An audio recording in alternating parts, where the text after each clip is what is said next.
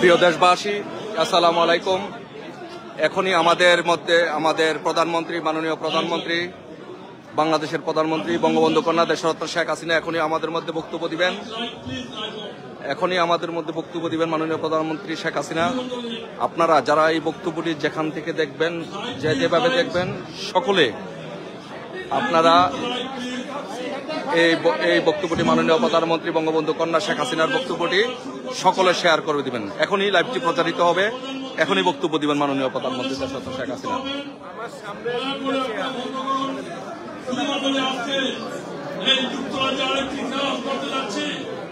আমরা 1971 মহান মুক্তিযুদ্ধের সময় আপনারা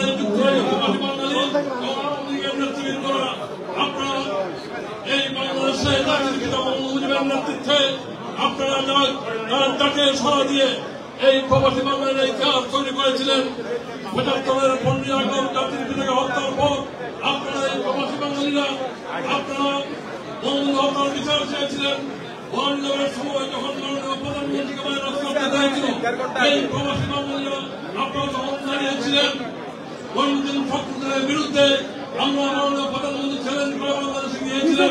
আমরা যুক্তরাজ্য আওয়ামী লীগের নেতৃবৃন্দরা আমিও সেদিন গিয়েছিলাম। সেদিন মাননীয় প্রধানমন্ত্রীর সাথে গিয়ে আমিও সেদিন কারাগারে ঢুকেছিলাম, জেলার অভ্যন্তরে গিয়েছিলাম। আজকে আমরা ৫ই আগস্টের পর এই বাংলাদেশ বঙ্গবন্ধুর স্বপ্নের বাংলাদেশ, মাননীয় প্রধানমন্ত্রীর নেতৃত্বে এই বাংলাদেশ উন্নয়নের মহাসড়কে এগিয়ে গিয়েছিল। মাননীয় প্রধানমন্ত্রীকে প্রশংসা করে যেই বরিস জনসন বলেছিলেন, কিংস চার্লস বলেছিলেন, ফাস্টার growing economy in the world. মাননীয় প্রধানমন্ত্রীকে মানবতার মা বলেছেন। মাননীয় প্রধানমন্ত্রী হচ্ছেন মানবতার মা, গণতন্ত্রের মা, উন্নয়নের মা। এই মানবতার মাকে মাননীয় প্রধানমন্ত্রীর নেতৃত্বে যখন সারা বাংলাদেশ উন্নয়নের মহাসড়কে ছিল, আধুনিক সমৃদ্ধ বাংলাদেশ, মাননীয় প্রধানমন্ত্রীর স্বপ্ন ছিল, সেই স্বপ্নের পথে হাঁটছিলেন। তখনই ৫ই আগস্ট কচিকাছার মেলা, বঙ্গবন্ধুর স্বপ্নের সোনার বাংলা, বঙ্গবন্ধু কন্যা, গণতন্ত্রের মাঠ কন্যা, মাননীয় প্রধানমন্ত্রী শেখ হাসিনা তার রঙের দিয়েছিলেন ১৬ কোটি বাঙালিকে, এবং মাননীয় প্রধানমন্ত্রী তার রঙের ছবি তুলে যখন রেখেছিলেন এবং বাংলাদেশকে একটি সমৃদ্ধ স্মার্ট বাংলাদেশ স্বপ্ন দেখাচ্ছিলেন, তখনই কচিকাছার মেলারা বঙ্গবন্ধুর স্বপ্নের সোনার বাংলা, মাননীয় প্রধানমন্ত্রী সমৃদ্ধ বাংলাদেশকে শ্মশান করে দিয়েছে। এই কচিকাছার মেলারা আজকে আপনারা এখানে পরিণত হয়েছেন। আমরা এই কচিকাছার মেলা আসিফ, সাজিদ, জাহিদ এবং ইউনুস সহ আসিফ নতুন যারা আমাদের আত্মকে জবাব দিতে চাই, আমরা এখানে প্রতিজ্ঞা করতে চাই, যতদিন পর্যন্ত মাননীয় প্রধানমন্ত্রী শেখ হাসিনা বাংলাদেশে ফিরে না যাবেন, ততদিন পর্যন্ত এই যুক্তরাজ্য আওয়ামী লীগ আমরা ঘরে ফিরবো না, সেই প্রতিজ্ঞা আমরা করতে চাই। শুধুমাত্রই আমাদের সময় আমরা আজকের এই সময় সহায়তা করবেন আমাদের সংগঠনের সভাপতি সুলতান মাহমুদ শরীফ, আমাদের সবাই প্রধান অতিথি বক্তব্য রাখবেন মাননীয় প্রধানমন্ত্রী, সফল রাষ্ট্রনায়ক, the longest prime minister, longest women prime minister in the world, জননেত্রী শেখ হাসিনা। এখন কোরআন থেকে তেলাওয়াত করবেন হাফিজ জিল্লুর রহমান। ধন্যবাদ সবাইকে যারা লাইভটি দেখছেন। আমাদের প্রোগ্রাম শুরু হয়ে গিয়েছে। একটু পরেই আমাদের মাননীয় প্রধানমন্ত্রী বঙ্গবন্ধু কন্যা দেশরত্ন শেখ হাসিনা একটু পরেই আমাদের মধ্যে বক্তব্য রাখবেন। এখন কোরআন তেলাওয়াত হচ্ছে। কোরআন তেলাওয়াতের পরেই আমাদের সবাইকে সারা বাংলাদেশের জনগণকে বলবো, মাননীয় প্রধানমন্ত্রী বঙ্গবন্ধু কন্যা দেশরত্ন শেখ হাসিনার বক্তব্যটি সকলে প্রচার করে দেবেন।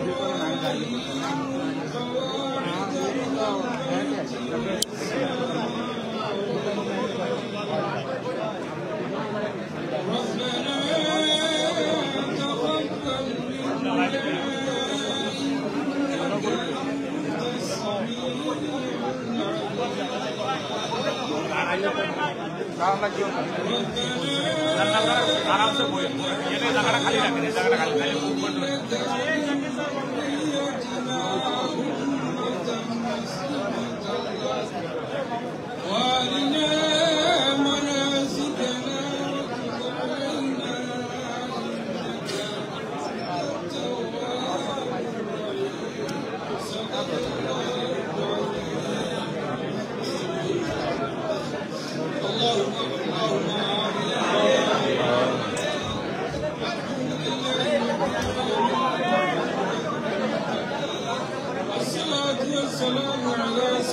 المرسلين وعلى آله وأصحابه وأزواجه وأهل بيته أجمعين.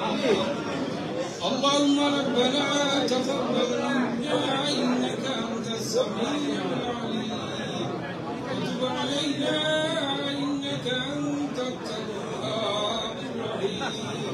يا أرحم الراحمين فضل করবার দুনিয়ায় আল্লাহ আমরা तमाम রে maaf করে দাও আমরা तमाम মাইগাফ রে maaf করে দাও আল্লাহ তোমার হাবিব আর মুর্দা জিন্দা तमाम উম্মত হলরে maaf করে দাও ইয়া আল্লাহ আয় আল্লাহ আমরা পক্ষ তুলে এই মজলিসের পক্ষ তুলে লক্ষ লক্ষ কোটি কোটি দুরূদ সালাম মদিনায়ে তয়্যিবা পৌঁছে দাও ইয়া আল্লাহ আয় আল্লাহ খাসুনি আমরা বাংলাদেশের উপরে তোমার দয়া নজর বর্ষণ করো ইয়া আল্লাহ আয় আল্লাহ খাসুনি আমরা মাননীয় প্রধানমন্ত্রীর উপরে আল্লাহ তোমার অসংখ্য গণিত রহমত বরকত শান্তি বর্ষণ করে দাও আয় আল্লাহ আমরা এই দেশের লাগি যারা আমরা ত্যাগ স্বীকার করছই আয় আল্লাহ যত মানুষ মারা গেছে আল্লাহ তামাম উপরে আল্লাহ জান্নাতুল ফেরদাউস নসিব করে দাও আয় আল্লাহ আমরা যারা দেশের লাগি আমরা আল্লাহ আমরা খাটি খাটছই আয় আল্লাহ তামাম উপরে আল্লাহ তোমার রহমত বর্ষণ করো আয় আল্লাহ দরুদি শেখ হাসিনা শেখ রেহানার উপরে আল্লাহ তাআলা খানদানের উপরে তোমার অসংখ্য গণিত রহমত বরকত শান্তি বর্ষণ করো হায়াতে তয়্যিবা দান করে দাও আয় আল্লাহ খাস করে আমরা এই মজলিসে যারা হাজির হইছি আমরা तमाम দিন দুনিয়ারে উজালা করে দাও আল্লাহুম্মা রাব্বানা তাকাব্বাল মিন্না ইন্নাকা আনতাস সামিউল আলিম وتب علينا إنك أنت التواب الرحيم وأفوض أمري إلى الله إن الله بصير بالعباد.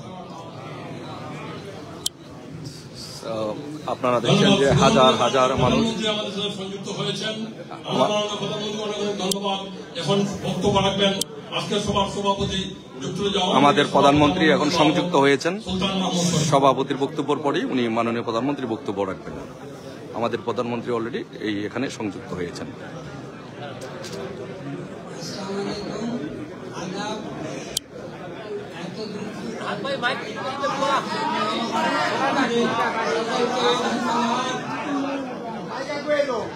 সরি, এখন মাইক কাছে এসেছে। আপনাদেরকে আবারও সালাম জানাই, আদাব জানাই, শুভেচ্ছা জানাই এবং এই বিপদের দিনে, বাঙালি জাতির এই মহা বিপদের দিনে আপনারা যারা আমার সাথে একত্রিত হয়ে এই প্রবাসে বাংলাদেশের মাননীয় প্রধানমন্ত্রী বাংলাদেশের মানুষের সমস্ত অভাব অনটনে থেকে তাদের উদ্ধারকারী বিশ্ব মানুষের আদরের এবং ভালোবাসার পাত্র বাংলার আমার একটু দিবেন, আমার লাইকটা ওইখানে যায় বলতে একটু আমি বেরিয়ে যাই। আপনারা যারা এখানে এসেছেন আপনাদেরকে বিশেষভাবে ধন্যবাদ ও কৃতজ্ঞতা জ্ঞাপন করি।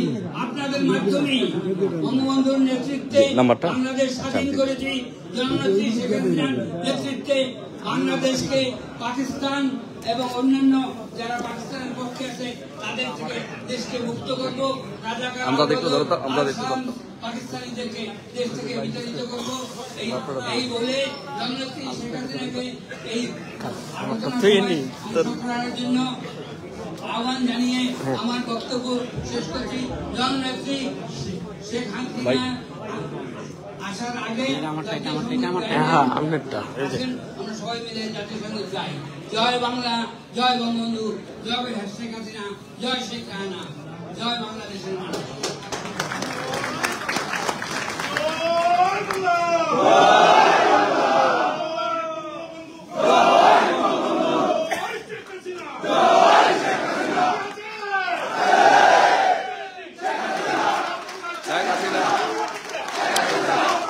Sheikh Hasina, Sheikh Hasina, Sheikh Hasina, Sheikh Hasina, Sheikh Hasina, Sheikh Hasina, Sheikh Hasina, Sheikh Hasina, Sheikh Hasina. Joy Bangla, Joy Bangabandhu, Sheikh Hasina boy noy, Rasport Chari noy, Sheikh Hasina ভয় নাই, রাজপথ ছাড়ি নাই, রাজপথ ছাড়ি নাই, শেখ হাসিনার ভয় নাই। জয় বাংলা,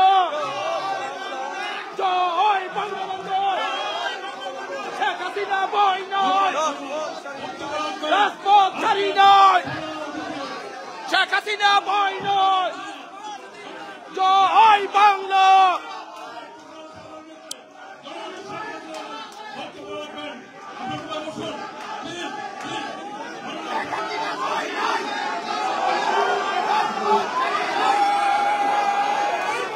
অনেক ধন্যবাদ সবাইকে এই শুভেচ্ছা দেওয়ার জন্য। যারা এই একটা বৈরী প্রাকৃতিক পরিবেশ তার মধ্যে সকলে উপস্থিত হয়েছে, সেজন্য আপনাদের সবাইকে ধন্যবাদ জানাচ্ছি। আসসালামু আলাইকুম। আজকে আমরা সবাই যেখানে আপনাদের সাথে কথা বলতে পারছি সেই জন্য সত্যি আমি খুব আনন্দিত।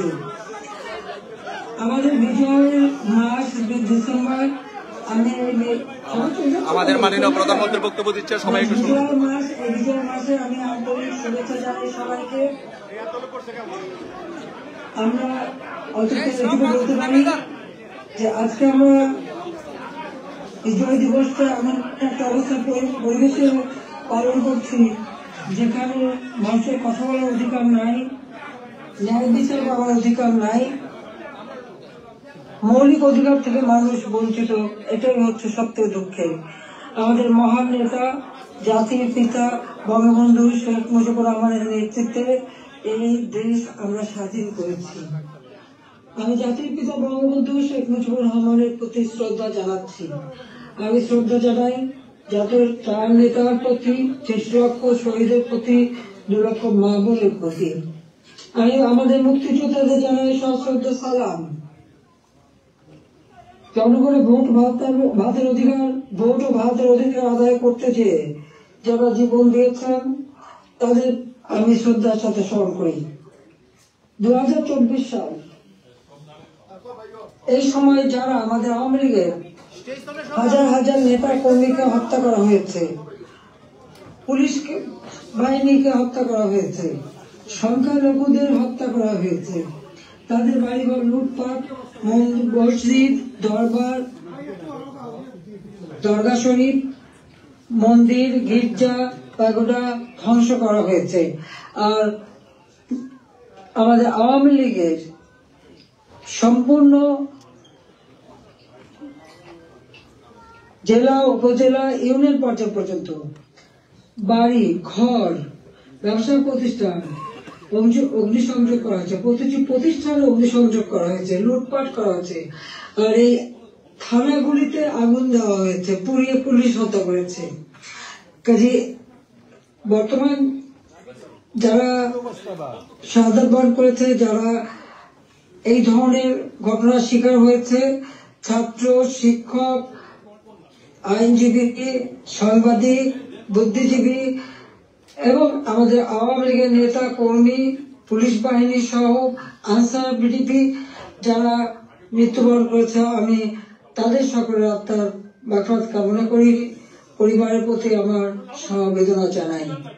আমি জাতীয় চার নেতার প্রতি শ্রদ্ধা জানাই। 15 আগস্ট বাঙালির জীবন একটা কলঙ্কময় অধ্যায়। সেদিন হারিয়েছে আমি আমার বাবা, মা, ভাই সকলকে। আমার মা বেগম ফজিলাতুন্নেসা, আমার 3 ভাই কামাল জামাল রাসেল, কামাল জামালের নগর পরিচয় সুলতানা রুজি, আমার একমাত্র চাচা শেখ আবু নাসের, মুক্তিযোদ্ধা আমাদের শেখ ফজলুল হক মনি, তার অন্তঃসত্ত্বা স্ত্রী আব্দুল রাউফ সানিয়াবাদ, তার 13 বছর মেয়ে বেবি, 4 বছরের নাতি সুকান্ত, 10 বছরের ছেলে আরিফ, তার ভ্রাতুষ পুত্র ভাগ্নে সহ 15 আগস্টে যারা শাহাদাত বরণ করেছেন, আমি তাদের আত্মার মাগফিরাত কামনা করি। আমার বাবার মিলিটারি সেক্রেটারি ব্রিগেডিয়ার জাবির উদ্দিন এবং পুলিশ অফিসার সিদ্দিকুর রহমানকে আমি শ্রদ্ধা জানাই। আজকে আমি আপনাদের সাথে কথা বলতে চেয়ে বারবার মনে পড়ছে যে বাংলাদেশের প্রতিটি অর্জনের সাথে আমাদের প্রবাসী বাঙালিদের অবদান রয়েছে। সে আগরতলা ষড়যন্ত্র মামলা থেকে জাতির পিতাকে মুক্ত করা থেকে শুরু করে আমাদের মহান মুক্তিযুদ্ধে এবং সেই 2007 সালে যখন আমাকে দেশে ফিরতে বাধা দিয়েছিল তখনকার সরকার, সে সময়ও আপনাদের সকলের সহযোগিতা পেয়েছি। আজকেও যখন বাংলাদেশ অত্যন্ত একটা কঠিন সময়ের মধ্য দিয়ে যাচ্ছে, একটা ফ্যাসিস্ট সরকারের অধীনে বাংলাদেশের মানুষের মৌলিক অধিকার, বেঁচে থাকার অধিকার সবই হরণ করা হয়েছে। সারা বাংলাদেশ জ্বলছে, প্রতিটি প্রতিষ্ঠান আগুনে পোড়ানো। সেই অবস্থায়ও প্রবাসীরা আজকে নির্যাতিত নিপীড়িত মানুষের পাশে আছেন। আমি আপনাদের প্রতি কৃতজ্ঞতা জানাই, আন্তরিক ধন্যবাদ জানাই এই চরম দুঃসময় মানুষের পাশে দাঁড়ানোর জন্য। যে বাংলাদেশকে আমরা গড়ে তুলেছিলাম জাতির পিতা স্বপ্নের বাংলাদেশ হিসাবে, ক্ষুধা দারিদ্র্যমুক্ত বাংলাদেশ হিসাবে, অর্থনৈতিকভাবে বাংলাদেশ উন্নত হয়েছিল, কিন্তু আজকে আমরা দেখি যে একে একে সব ধ্বংস করা হয়েছে। আজকে এমন একটা সরকার ক্ষমতায় যাদের হাতে এদেশের 30 লক্ষ মানুষ শহীদ হয়েছে, আমাদের বুদ্ধিজীবীদের হত্যা করা হয়েছে। এই 14 ডিসেম্বর বুদ্ধিজীবী হত্যা দিবস, সেই সময় ওই নিজামী, মুজাহিদ থেকে শুরু করে এরা তো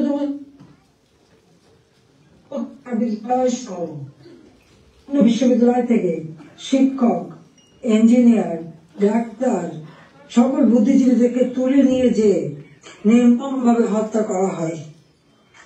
বাংলাদেশকে মেধাশূন্য করার একটা চেষ্টা করা হয়েছিল সেই সময়।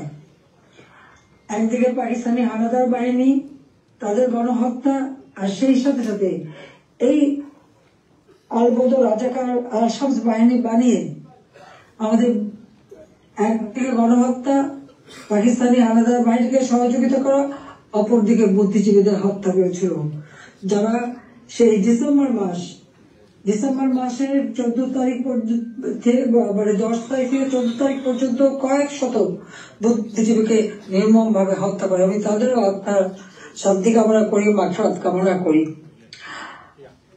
আমরা আওয়ামী লীগ 75 সালের পর 21 বছর পরে আমরা সরকার গঠন করি, জনগণের সেবা করি। 2008-এর নির্বাচনে আমরা জয়ী হই। সেই নির্বাচনে আওয়ামী লীগ এককভাবে 233টা সিট পায়, আর বিএনপি পেয়েছিল মাত্র 30টা সিট।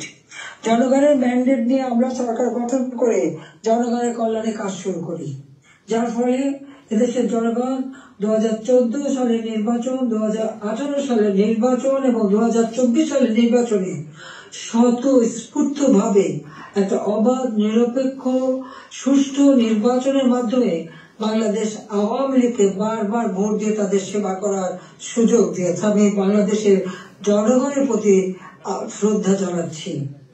দুর্ভাগ্যের বিষয় হলো 2024-এ সরকার গঠন করার পর আমরা যখন দেশকে এগিয়ে নিয়ে যাচ্ছি, এই বাংলাদেশকে একটা যুদ্ধ বিধ্বস্ত বাংলাদেশ গড়ে তুলে জাতির পিতা বঙ্গবন্ধু শেখ মুজিব উন্নয়ন একটা সম্পূর্ণত দেশ হিসেবে প্রতিষ্ঠা করে দিয়েছিলেন, যেটা আন্তর্জাতিকভাবে স্বীকৃত, জাতিসংঘ কর্তৃক স্বীকৃত ছিল। সেই সম্পূর্ণত দেশকেই আওয়ামী লীগ সরকার গঠন করার পর 2009 সাল থেকে 24 সাল এই সময়ের মধ্যে, বিশেষ করে 2021 সালে 20 সালে যখন আমরা জাতির পিতার জন্ম শতবার্ষিকী উদযাপন করি, 21 সালে যখন স্বাধীনতা সুবর্ণ জয়ন্তী উদযাপন করি, সেই সময় বাংলাদেশকে আমরা উন্নয়নশীল দেশের মর্যাদায় অধিষ্ঠিত করি।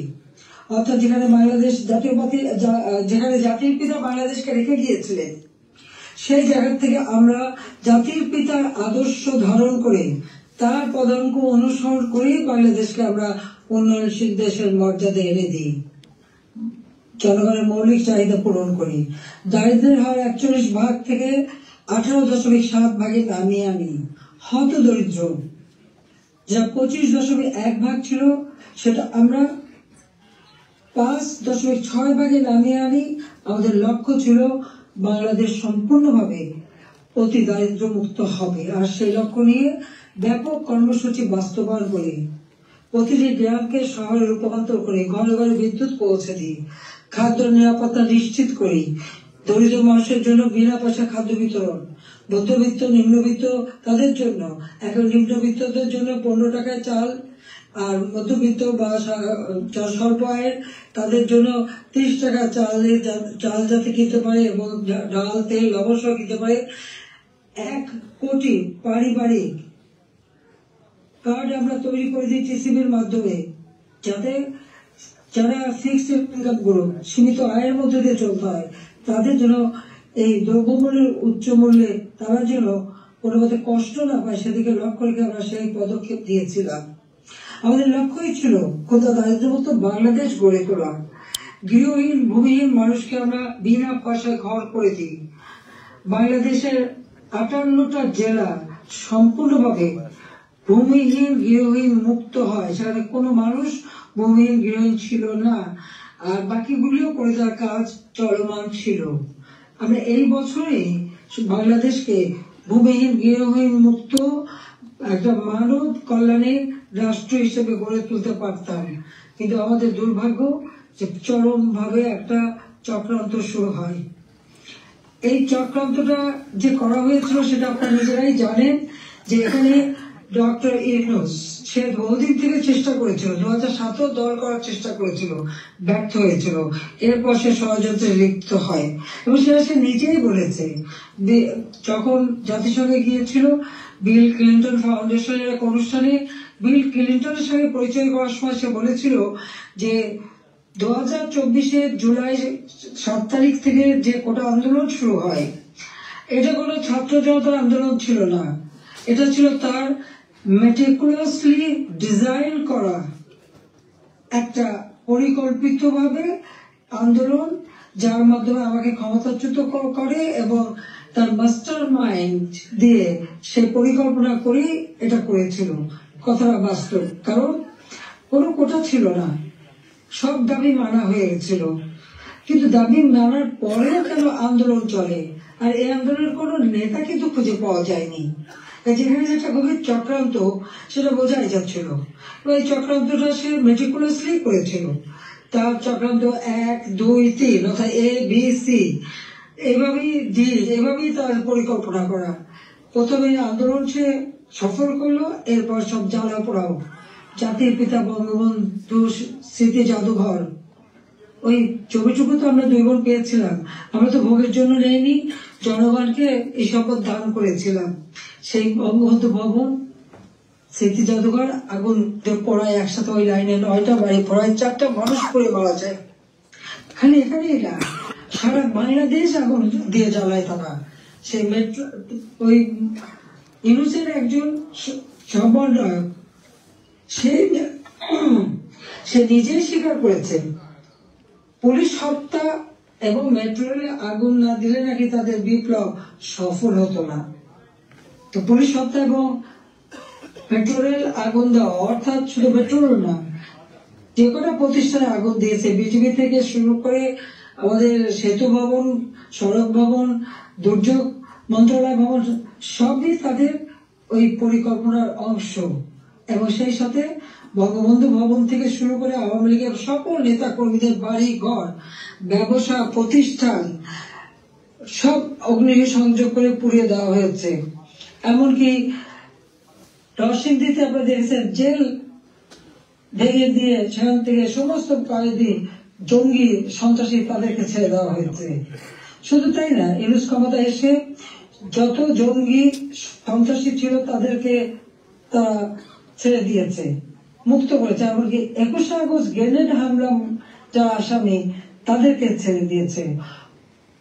হলিউডিজনে যেখানে জঙ্গি হামলা হয়, আমরা সেই হামলা মোকাবেলা করে সেখানে কিছু মানুষ উদ্ধার করি, কিন্তু অনেক মানুষকে তারা হত্যা করে। সেই অপরাধী জঙ্গি সন্ত্রাসী যাদের বিচার হয়েছিল সাজাপ্রাপ্ত তাদেরকেও মুক্ত করে দেয়। মানে এটা কোন ধরনের কাজ আমরা জানি না। আর দেখা যাচ্ছে যে শুধু আগুন দিয়ে পড়াচ্ছে না, বাড়ি ঘর সম্পত্তি লুটপাট করা এবং তারপরে অগ্নিসংযোগ করা, সংসদ ভবনে আক্রমণ, সেখানে ভাঙচুর করা, চিফ জাস্টিস তাকে অপমান করে, লাঠি সোটা নিয়ে তাকে অপমান করে তাকে থেকে বাধ্য করা, নির্বাচন কমিশন, পাবলিক সার্ভিস কমিশন, মানবাধিকার কমিশন করে এক এক প্রতিষ্ঠান, প্রত্যেকটা প্রতিষ্ঠান ধ্বংস করেছে, সকলকে সেখান থেকে বাধ্য করেছে পদত্যাগ করতে।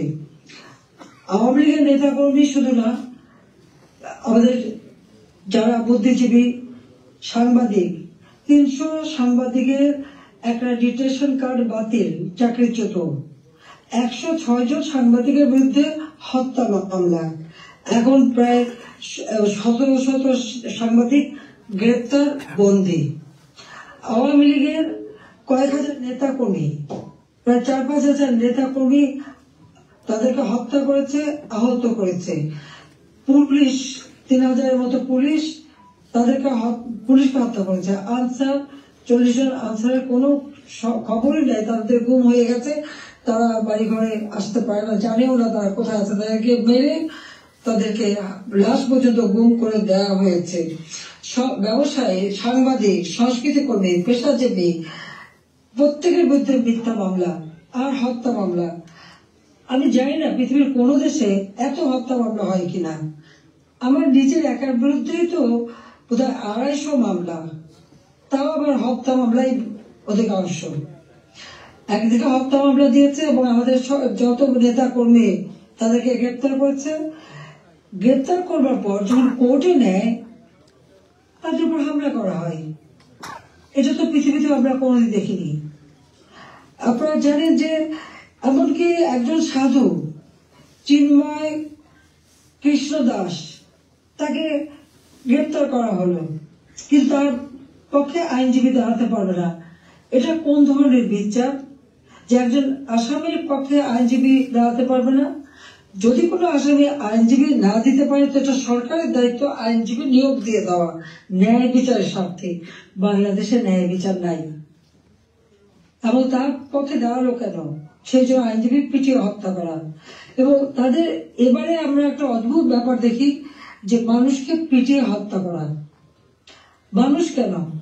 অবলা পশুও রেহাই পায় না। আওয়ামী লীগ নেতার বাড়িতে তাকে পায়নি বলে তার বাড়ির পালা গরু, সেই গরুকেও তারা কিভাবে পিটিয়ে হত্যা করেছে, এই জামাত শিবির এবং আমাদের রিনুস সাহেবের মানে সন্ত্রাসী ক্যাডাররা, সেটা নিশ্চয়ই আপনারা ভিডিওতে দেখেছেন। ছাত্রলীগের নেতাকে পায়নি, তার মা নামাজ পড়ছিল তার মাথার বাড়িতে, তাকে সেখানে মেরে ফেলেছে। যুবলীগের নেতা এই মৌলভীবাজারে গত কালকের ঘটনা, 7 তারিখে সেখানে আগুন দিয়ে যুবলীগ নেতার মা এবং চাচিকে পুড়িয়ে হত্যা করেছে। 250-র উপর থানা যখন অগ্নিসংযোগ করেছে, লুটপাট করেছে, পুলিশ ভিতরে তাদেরকে পুড়িয়ে মেরেছে, পিটিয়ে মেরেছে। এমনকি একটা অন্তঃসত্ত্বা পুলিশ হাত পা ধরেছে যে ভাই আমাকে মারবেন না, আমার পেটে বাচ্চা। তাদের কথা কান দেয়নি, তাদেরকে পিটিয়ে পিটিয়ে হত্যা করেছে। সরকারি কর্মচারীদের উপর পর্যন্ত নির্যাতন চলছে। কর্মকর্তা কর্মচারীদের হয়রানি, গ্রেপ্তার, মামলা দিয়ে চাকরিচ্যুত অথবা ওএসডি করা হচ্ছে। এটা জানি না রিমান্ডে নিয়ে নির্যাতন করছে। আমাদের আওয়ামী লীগের নেতা থেকে শুরু করে সকলকে রিমান্ডে নেওয়ার পর তাদের উপর অকথ্য অত্যাচার হচ্ছে, নির্যাতন করা হচ্ছে। চরম মানবাধিকার লঙ্ঘন চলছে বাংলাদেশে, চরম একটা ফ্যাসিস্ট সরকার। আমার বিরুদ্ধে কথা বলা হয় আমি নাকি ফ্যাসিস্ট ছিলাম, আমি নাকি স্বৈরাচারী ছিলাম। আমি একটা প্রশ্ন করি, আমার সময় তো সংবাদপত্র, টেলিভিশন, রেডিও, সোশ্যাল মিডিয়া সবই তো সম্পূর্ণ স্বাধীনতা ভোগ করেছে। যার যখন যেরকম আলোচনা করা দরকার করেছে, টক শোতে যত রকমের সমালোচনা করা তারা করেছে। রেডিও, টেলিভিশন, সংবাদপত্র সবই তো স্বাধীন ছিল। এখন তো তারা কোনো নিউজ দিতে পারে না। প্রত্যেক জায়গায় ইউনুস তো নিজেই একটা মাস্টার মাইন্ড খুনি, তার এজেন্ট সব জায়গায় আছে। প্রত্যেক জায়গায় তারা ঠিক করে দেয় কোন সংবাদ যাবে, কোন সংবাদ যাবে না। এই যে বাংলাদেশে এত ঘটনা ঘটে যাচ্ছে, প্রায় 1 কোটির মতো প্রতিষ্ঠান শুধু অগ্নিসংযোগ করে ধ্বংস করা হয়েছে। ইন্ডাস্ট্রি, হোটেল, 5 স্টার হোটেল থেকে শুরু করে কোনো কিছু বাদ যায় নাই তাদের আক্রমণ থেকে। কেউ কি কোনো একটা নিউজ দিতে পেরেছে? কেউ কি কোনো সংবাদ দিতে পেরেছে? কেউ কি বিচার চাইতে পেরেছে? বিচার চাওয়ারও সুযোগ নেই, থানায় মামলা দেওয়ার সুযোগ নেই। মামলা শুধু সেটুকু হবে যেটুকু তারা বলে দেবে সেইটুকু। ন্যায় বিচার পাওয়ার অধিকার মানুষের নাই। উচ্চ আদালত থেকে শুরু করে সর্বক্ষেত্রে দলীয়করণ, চরম ভাবে দলীয়করণ। বলছে বৈষম্য বিরোধী আন্দোলন, এখন তো দেখা যায় সব জায়গায় বৈষম্য সৃষ্টি করা হচ্ছে। আমি একটা কথাই বলতে চাই, যে সমস্ত অপবাদগুলি দেওয়া হয়েছে সবাই একটু তুলনা করে দেখুন যে আওয়ামী লীগ সরকার থাকতে মানুষ কিভাবে স্বাধীনতা ভোগ করেছে, সেটা সোশ্যাল মিডিয়া হোক, তাদের বক্তব্য হোক, মিটিং মিছিলে হোক, সবকিছুতে অধিকার ছিল। আমরা তো সেখানে হস্তক্ষেপ করিনি। কিন্তু আজকে কি আওয়ামী লীগের একটা নেতা কর্মী রাস্তা নামতে পারে না, রাস্তা দিয়ে হেঁটে যাচ্ছে, একজন বলে দিল উনি আওয়ামী লীগের কর্মী, সঙ্গে সঙ্গে তাকে এক কোপ দিয়ে হাত ফেলে দিল, কেটে ফেললো। কোন দেশে বাস করি আমরা? কি অপরাধ! আর সেই সাথে দেখা গেল কি এই অপরাধীদের দায় মুক্তি দেওয়া হলো। জুলাই 15 তারিখ থেকে এই পর্যন্ত যাদের হত্যা করা হয়েছে, লুটপাট, অগ্নিসংযোগ, মানুষ হত্যা, ছাত্র হত্যা, প্রতিটি শিক্ষা প্রতিষ্ঠানে লুটপাট, সেখানে তাদের উপর নির্যাতন, শিক্ষকদের উপর নির্যাতন, ছাত্রদের উপর নির্যাতন, প্রতিটি জায়গায় নির্যাতন চালানো হচ্ছে। আপনাকে একবার ভাবতে পারেন, শিক্ষক, গুরুজন, শিক্ষককে দেখে ছাত্ররা ভয় পায়, সমীহ করে। আর আমরা কি দেখলাম আমাদের নোবেলের আমলে? আমরা দেখলাম ছাত্ররা শিক্ষকদের অপমান করছে, অধ্যক্ষকে পদ থেকে বাধ্য করছে, ছাত্রীরা প্রিন্সিপালকে গাছের সাথে বেঁধে রাখছে, ছাত্রছাত্রীরা টিচারের গলায় জুতোর মালা পরাচ্ছে, গালে থাপ্পড় মারছে। এটা কোন ধরনের আচরণ এই কোমলমতি শিক্ষক ছাত্রছাত্রীদের শেখানো হচ্ছে? এদের ভবিষ্যৎটা কি? এরা কি আবার ভবিষ্যতে কোনদিন বলে বসবে তুমি আমার বাবা না, রিজাইন করো, যেমন শিক্ষকদের রিজাইন করেছে? কোনদিন রাখি বলবে তুমি আমার মা না, তুমি এখন রিজাইন করো, মাতৃত্ব থেকে রিজাইন করো, পিতৃত্ব থেকে রিজাইন করো, সেটাই হয়তো বলে বসবে। এটা কি অভিভাবকরা দেখে না? এটা কি ধরনের এই জাতিকে কিভাবে গড়ে তুলছে সেটাই আমার প্রশ্ন। আমরা তো শিক্ষা দীক্ষায় সব দিক থেকে সুযোগ করে দিয়েছি, আমরা শিক্ষা বৃত্তি দিয়েছি, বয়স্ক ভাতা, বিধবা ভাতা, প্রতিবন্ধী ভাতা, মুক্তিযোদ্ধা ভাতা দিয়েছি, সব বন্ধ করে দিয়েছে। আজকে হাহাকার। বাংলাদেশে আওয়ামী লীগ সরকার বলে কোনো মানুষ ভিক্ষা করতে হতো না। হ্যাঁ, কিছু প্রফেশনাল ভিখারি ছিল, সেটা আলাদা, কিন্তু মানুষকে তো ওইভাবে খাবারের জন্য হাহাকার করতে হতো না। মানুষ তো 3 বেলা খাবার পাচ্ছিল, আজকে সেটাও পায় না। আপনারা দেখেন গরিব মানুষগুলি দিনমজুর, কাজ পায় না, বেকারত্ব বেড়ে যাচ্ছে, যুবকরা কোনো কাজ পাচ্ছে না। আমরা ডিজিটাল বাংলাদেশ করেছি, আমরা ট্রেনিং দিচ্ছি, কম্পিউটার ট্রেনিং এবং ইনকিউবেশন সেন্টার করে দিয়েছি, হাইটেক পার্ক করেছি, বঙ্গবন্ধু স্যাটেলাইট 1 উৎক্ষেপণ করেছি, কর্মসংস্থান গ্রাম পর্যায় পর্যন্ত ওয়াইফাই কানেকশন, ব্রডব্যান্ড কানেকশন আমরা দিয়েছি, মানুষ কাজ করে খেতে পারে, ট্রেনিং দিচ্ছি। আর এখন বিদ্যুৎ নাই, কেউ কাজ করতে পারে না, প্রত্যেকটা গ্রামকে শহরে রূপান্তর করেছি, আমরা রাস্তাঘাট, পুল, ব্রিজ সব করেছি। এখনো বলে এই বড় বড় মেগা প্রজেক্ট, এটা দুর্নীতি খুঁজবে। হ্যাঁ, আমি চ্যালেঞ্জ দিচ্ছি, দুর্নীতি খুঁজে বের করুক। মানি লন্ডারিং কমিটি বানিয়েছে, তারা বলে দিল অর্থনীতির বিষয়ে। আমার প্রশ্ন, মানি লন্ডারিং এর খোঁজ করবেন? সবার আগে ওই ইউনুসের মানি লন্ডারিং এর খোঁজটা করুন। গ্রামীণ ব্যাংকে কত টাকা পাচার করেছে গ্রামীণ ফোনের, আগে সেই হিসাবটা বের করেন, তাহলে দেখবো স্বচ্ছার সাথে। নিজের নামে দুর্নীতির মামলা হয়েছে,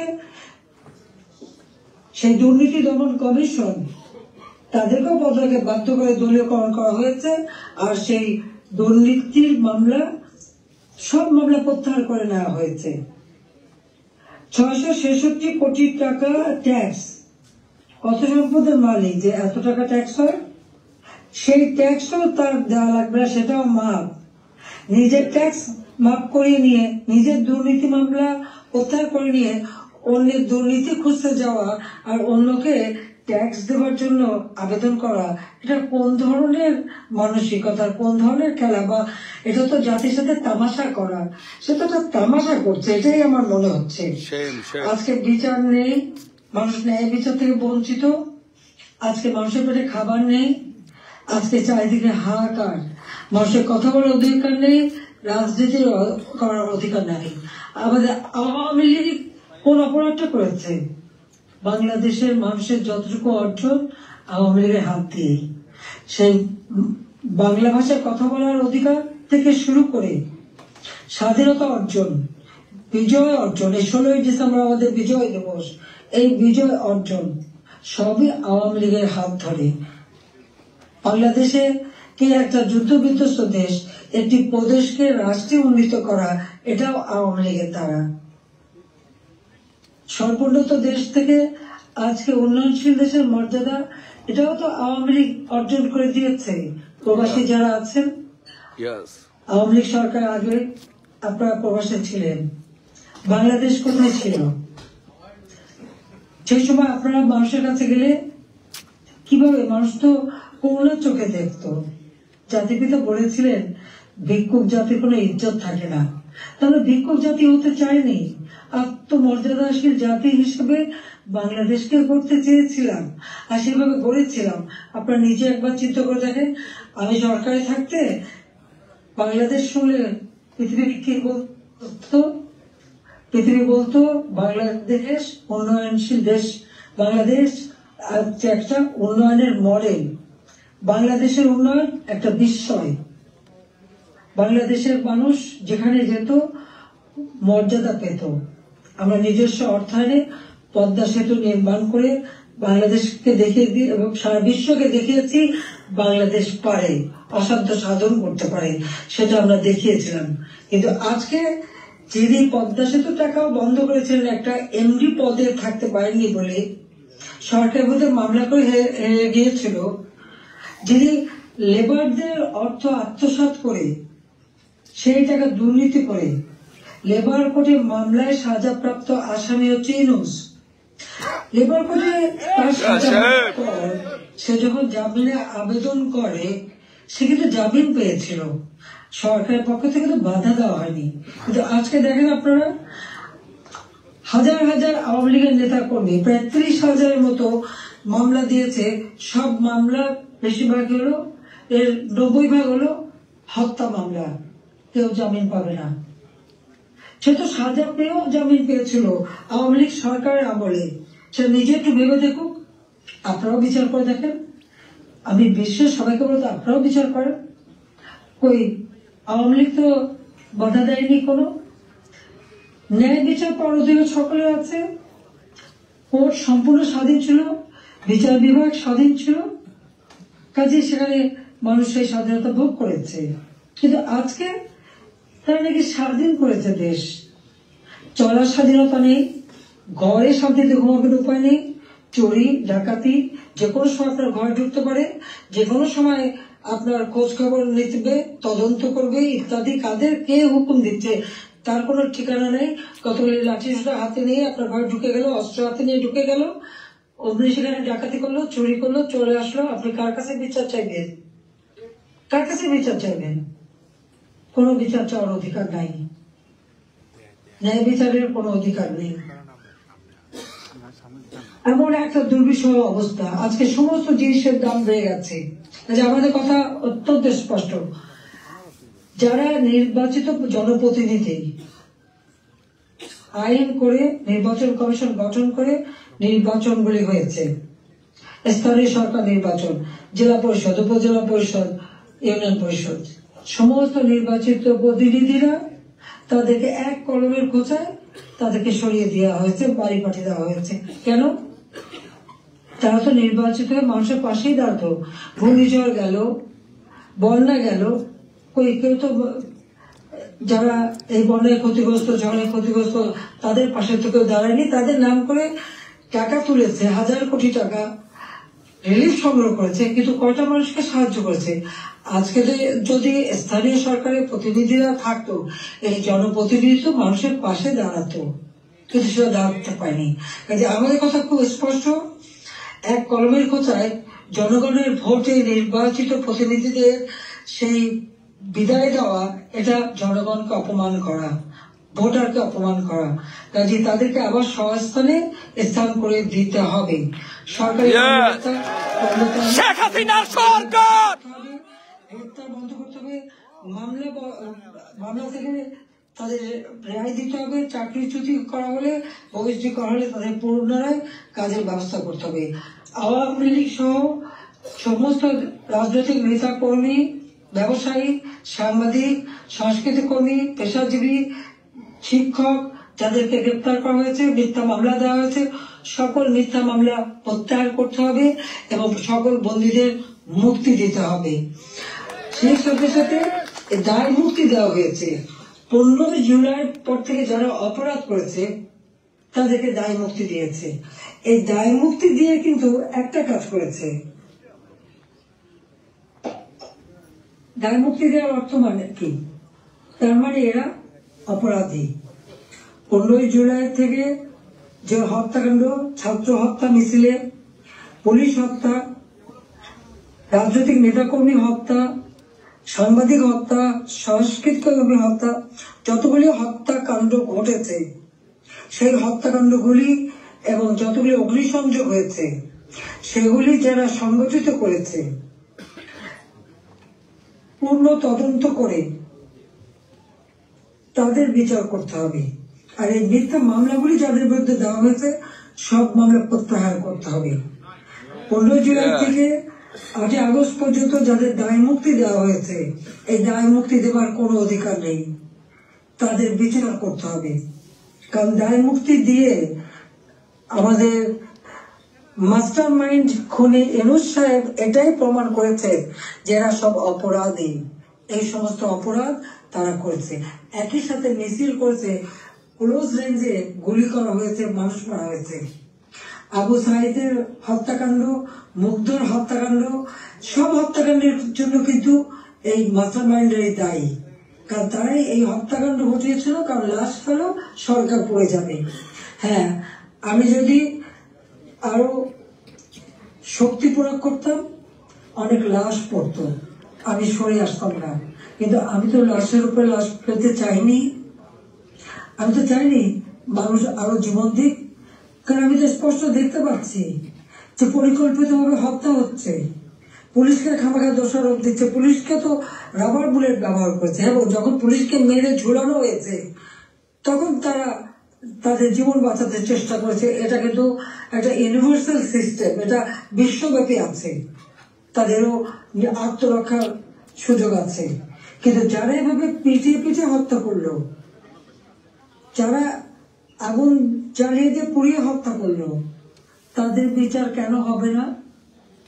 যারা ঘরে ঘরে যে লুটপাট করলো, আগুন দিল, এমপি হোস্টেল, সংসদ ভবন, সেগুলি যারা ভাঙচুর করেছে, প্রত্যেকটা এমপির হোস্টেলের রুম তারা লুটপাট করেছে, তারা ভেঙে ভেঙে।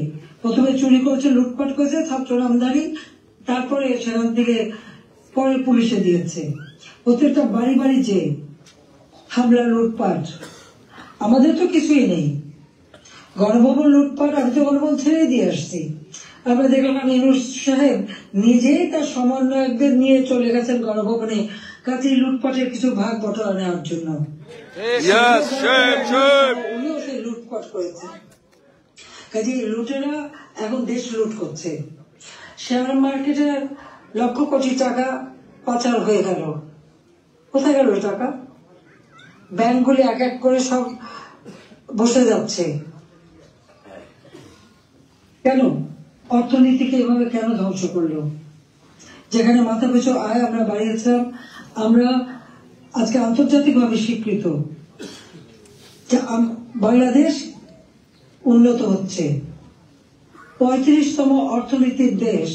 আমাদের লক্ষ্য ছিল আমরা প্রকৃতপক্ষে 25তম আমরা করে ফেলেছিলাম। আমরা আরো উন্নত করতাম। 26 সালের মধ্যে বাংলাদেশ আরো এগিয়ে যেত। 41 সালের মধ্যে বাংলাদেশকে আমরা একটা আধুনিক স্মার্ট বাংলাদেশ গড়ে তুলব, সেই লক্ষ্য নিয়ে আমরা কাজ করছিলাম। কেন বাংলাদেশের অগ্রযাত্রা ব্যাহত করা হলো, সেই জবাব এই খুনি ইউনূস, ফ্যাসিবাদ, স্বৈরাচার তাকে দিতে হবে। সেই জবাব তাকে দিতে হবে, তার ওই মাস্টার মাইন্ড এবং তার সমন্বয়কদের দিতে হবে, তার উপদেষ্টাদের দিতে হবে। হাসিনার বিচার করবে। কি বিচার করবে? আমি তো কি অন্যায় করেছি? গরিবের পেটে ভাত দিয়েছি, এটা অন্যায়? দারিদ্র মুক্ত করেছি, এটা অন্যায়? জনগণকে কথা বলার সুযোগ দিয়েছি, ভোটের অধিকার ফিরিয়ে দিয়েছি, হত্যাকুর ষড়যন্ত্র রাজনীতি বন্ধ করেছি, এইগুলি আমার অন্যায়? আমার হাত দিয়ে তো কোনো খুন হয়নি। আমি তো মানুষের জীবন দিতে আসিনি, আমি মানুষের জীবন দিয়েছি, জীবন উন্নত করেছি।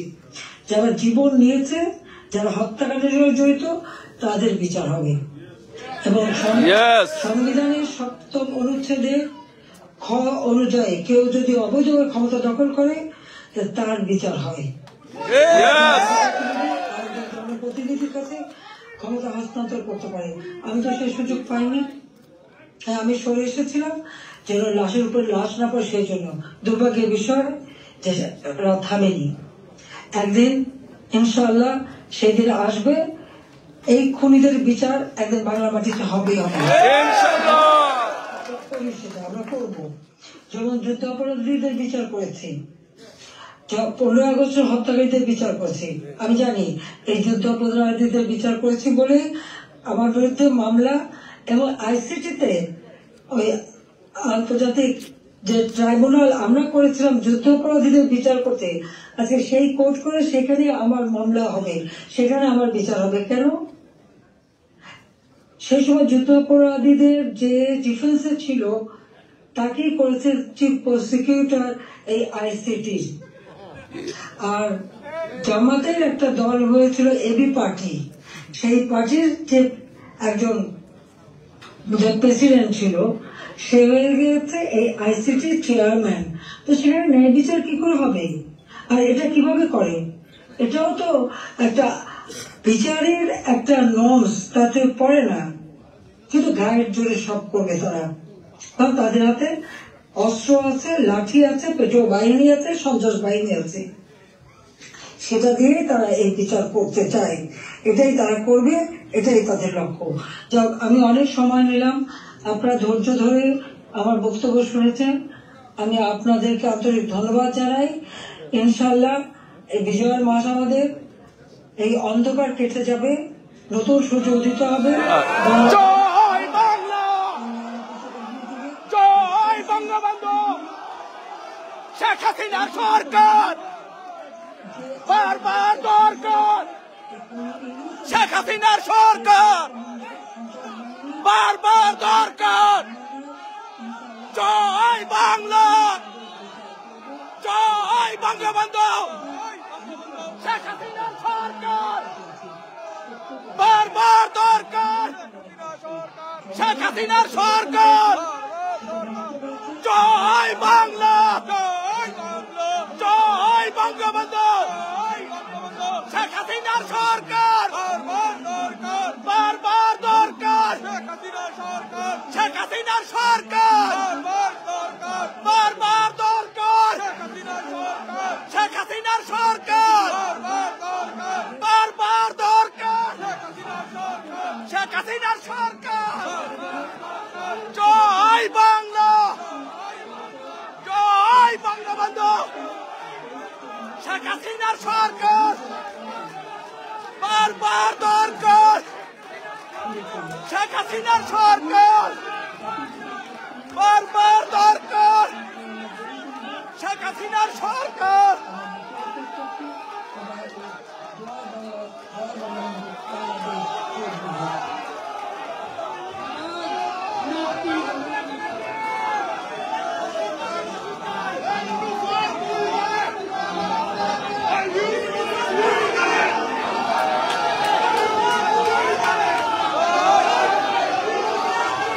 জয়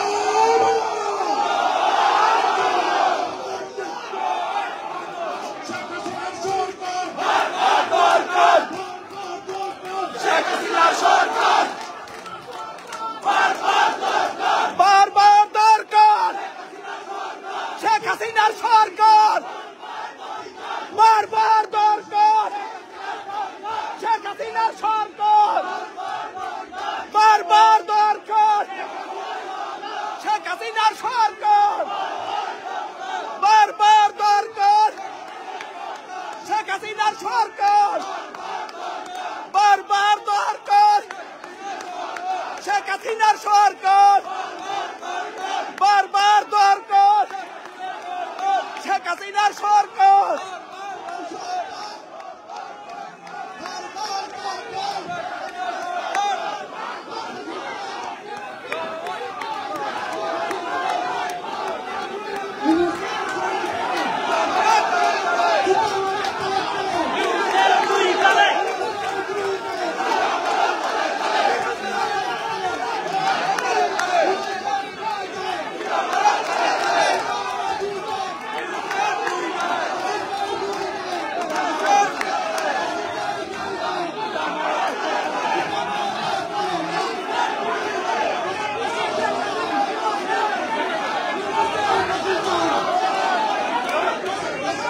শেখ হাসিনার সরকার